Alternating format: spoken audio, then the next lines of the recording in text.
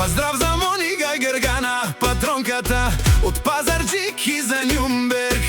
За всички душмани Гергана, Моника върви по своя път. Не гледа назад, не се страхува от съд. Душманите говорят ден и нощ, но срещу истината няма мощ.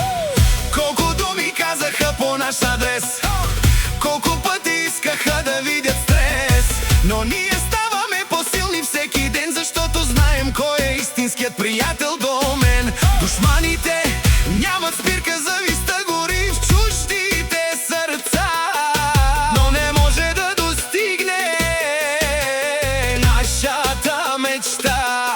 Ние сме заедно в добро и зло, а душманите оскават далеч зад нас едно по едно. Gергana, Monika kendi yolunda, kimse durduramaz onları bu yolda. Düşmanlar konuşur gece gündüz ama gerçeklerin önünde eğilir herkes. Ne kadar kıskansalar da boşuna, mutluluğumuz yazılmış kaderimize. Biz dostlukla yürüyoruz ileriye, düşmanlar bakıyor geriden sadece. Gергana, Monika, la vita è visoko, душманите гледат отдалеко.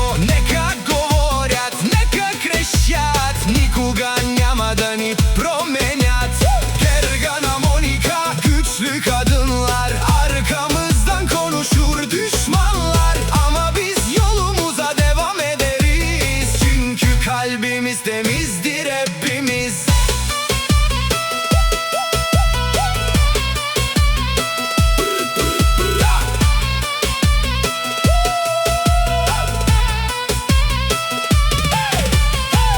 Хора идват и си отиват, само истинските до края остават. Днес сме тук с усмивка на лице, утре пак ще сме по-силни още. Не търсим чуждото, не правим зло, живеем честно и това е всичко. Който копае яма на друг човек, един ден сам ще падне вътре без успех.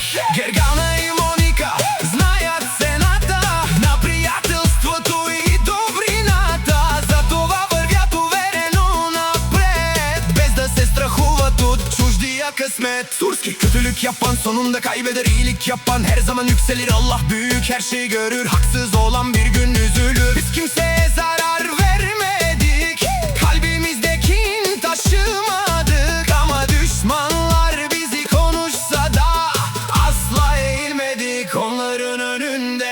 Нека чуят всички, близо и далеч, истината винаги намира път напред.